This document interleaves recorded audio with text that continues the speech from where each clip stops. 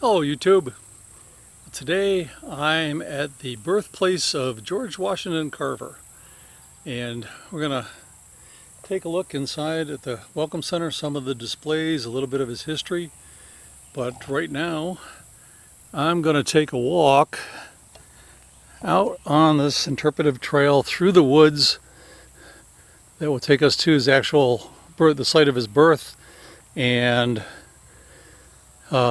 he used to, and the woods that he used to wander as a boy. So this is the site, and probably about the same size as the cabin where Mary had her son, her two sons, and then this was originally built by Moses Carver for him and his wife. It wasn't necessarily built for slaves, but when he built a bigger house and for him and his wife, and purchased Mary when she was about 13 years old, they had her housed here, and this is where she had her two sons. So as a young boy, George was in the habit of getting up at 4 in the morning and coming out here into the woods to learn what nature and God had to teach him.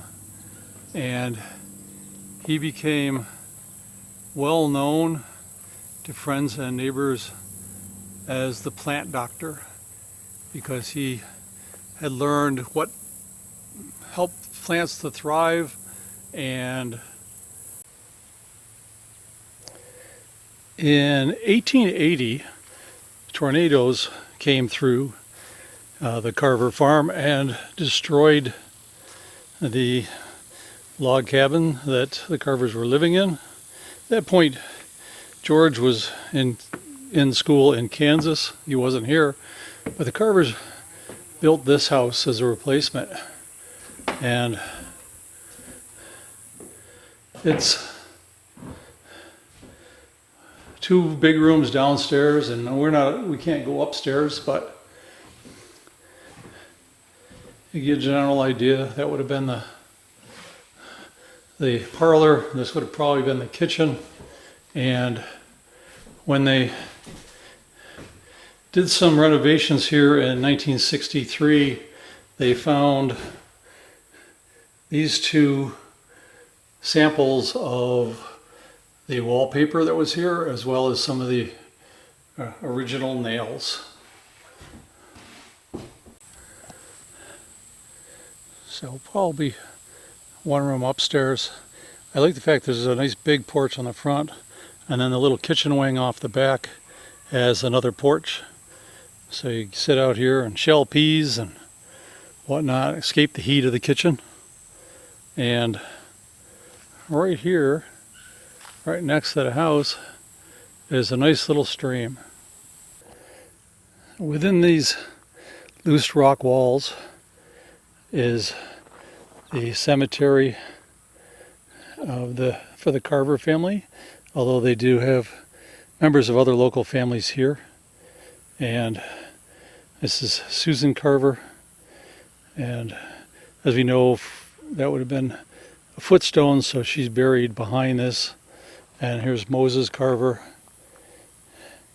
and they were the people that owned the farm and had bought George's mother and had her here. And then when George was taken away, they rescued him and raised him. Neither George or his brother are buried here. His brother died of smallpox and is buried away from here. And George died in 1943 in Tuskegee, and he's buried there near the campus. This is Moses Carver, and he was the man who owned George's mother. And when his mom and him were captured or stolen by slave stealers and sold to somebody in Arkansas, he sent a man with a horse that was valued at $300 to buy them back. and he was able to get George, but they never did find George's mom. Now, George was born right near the end of the Civil War. Nobody's really sure exactly when. They think it might have been in 1864, so real close to the end. There's 2 log cabins on the farm back in those days. There was one for the slaves and one for Moses Carver and his wife. And when he had got George brought back, George and his brother moved into the cabin with the Carvers, and they encouraged him in his pursuit of knowledge and his desire to learn. And the only book he had was an old spelling book, and he pretty much memorized that book. George was a pretty accomplished man, not just as a scientist that we know, but this is some of his artwork.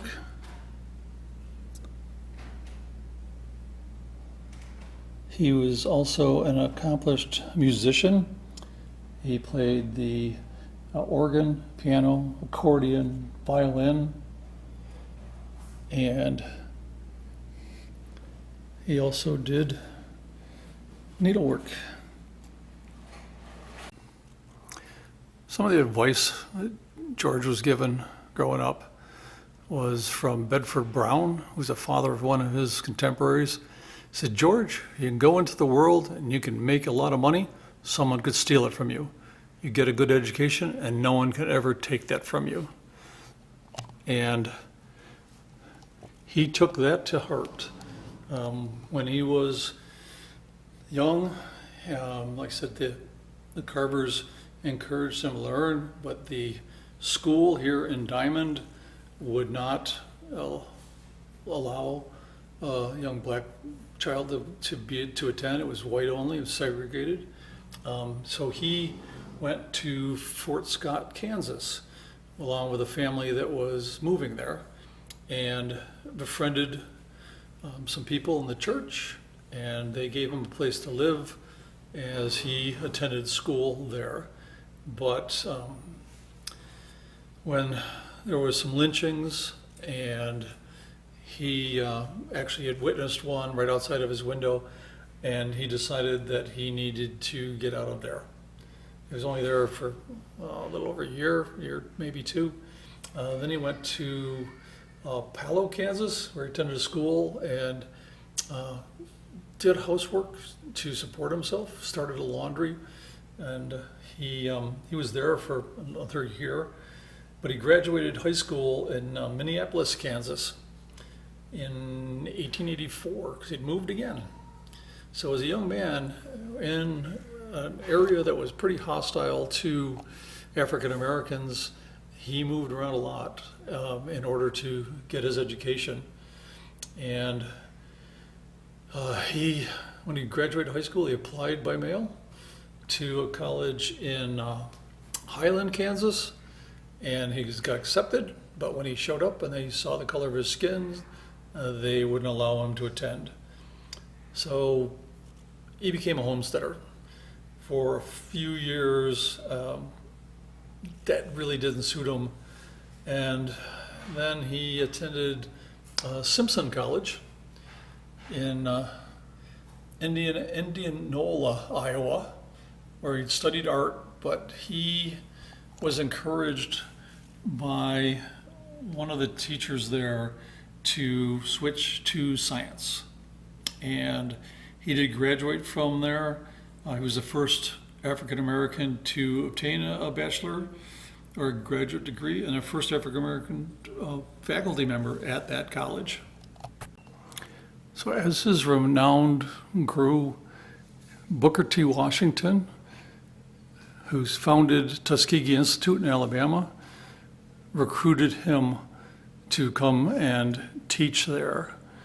And he told him that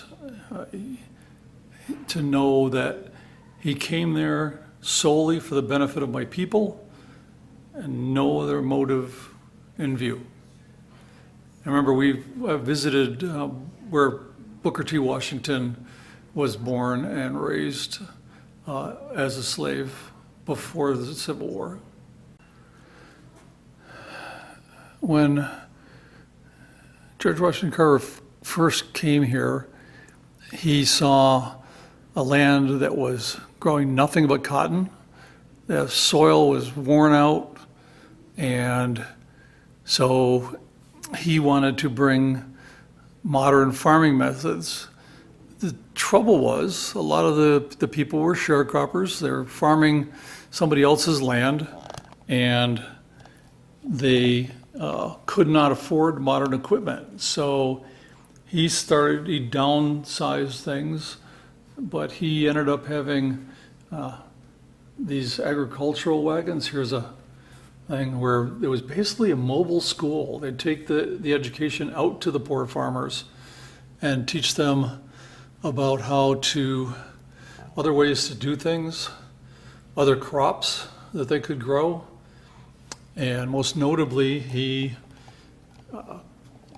found many uses for the sweet potato,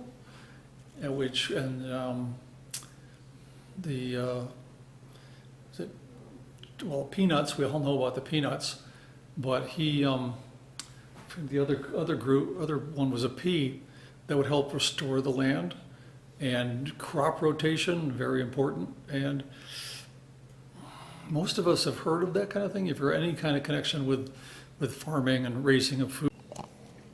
So when he first got to Tuskegee, he found out that he had to run the agricultural department, not just be a teacher.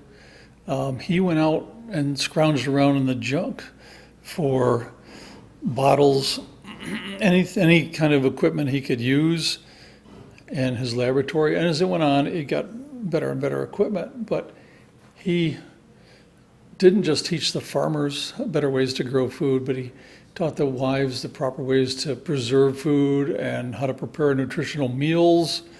And he actually started working with victims of polio in the 20s, and he figured out a peanut oil massage that affected the muscles, and it proved effective on several patients. And he was inundated with thousands of letters daily requesting his help.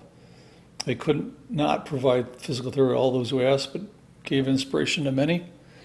And of course, the thing we're most famous is there's a long list here, and I'm not going to read it all to you, but these are all different uses for peanuts.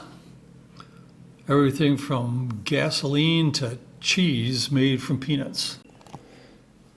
So when George Washington Carver went to Nooso, Missouri for school in the 1870s, one of his many moves, this was the bed. This is basically his bedroom. His bed, the wardrobe. That book there is the Bible it was what he called Aunt Mariah's Bible. She gave it to him. He treasured it his whole life, and this was his trunk. So up here on the second floor of the visitor center, you can actually listen to interviews, and they've got a big laboratory here that I would assume that school groups can come in and recreate some of his experiments, as well as some microscopes to look at how things or look at things. So pretty little interactive things up here on the second floor, pretty nice. Now, throughout George's life, he was a victim of discrimination, segregation, threats of violence. Where he grew up, where we are right now, where he was born, is close to the border between Kansas and Missouri. Now, Kansas being a free state, Missouri being a slave state. Some of the fighting started before the Civil War and continued after the Civil War. Which is a lot of the reason he left here to go into Kansas, where a lot of freed black ex-slaves had migrated to.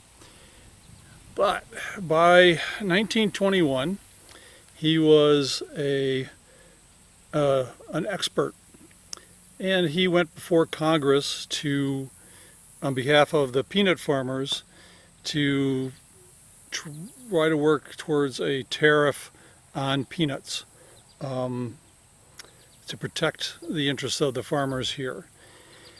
They gave him 10 minutes to speak.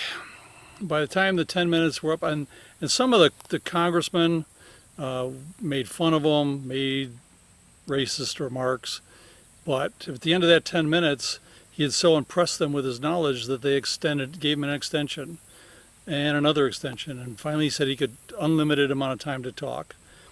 And so from that point on, he was known as the Peanut Man. And with that, I think I'm going to say goodbye to George Washington Carver, and having visited the place of his birth, learned a little bit about him, and hopefully you picked up a little bit you didn't know, that he wasn't just about peanuts. And I am going to get on the road and see what else I can find. Pretty sure there's going to be another state involved.